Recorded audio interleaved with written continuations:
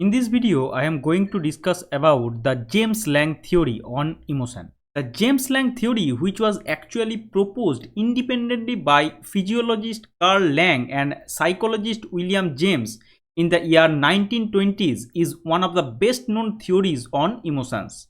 This theory suggests that all emotions are the result of physiological reaction to events.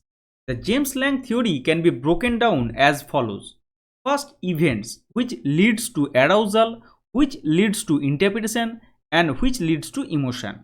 If an individual witnesses an external stimulus, the result is a physiological reaction. From this physiological reaction comes a feeling of emotion, otherwise known as an emotional reaction, based on how the physical reaction has been interpreted. Now, imagine you are walking in the woods and suddenly see a bear. Your body responds by increasing your heart rate, making you start to sweat and perhaps causing you to tremble. You notice these physical changes and then feel the emotion of fear. According to the James-lange theory, you are afraid because your body is reacting. If your body did not respond this way, you would not feel fear. Now, criticisms. Critics argue that many emotions have similar physical responses. For example, both fear and excitement can cause your heart to race.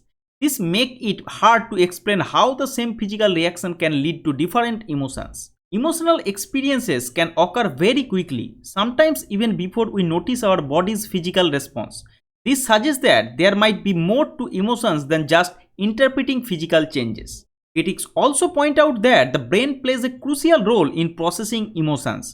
Simply noticing physical reactions does not fully explain complex emotions and their subtleties. The James-lange theory emphasizes that our emotions are closely tied to our body's physical reactions to events. While it provides an interesting perspective on the connection between body and emotion, it has been criticized for oversimplifying the process and not accounting for the complexity of the emotional experiences. Now, try this.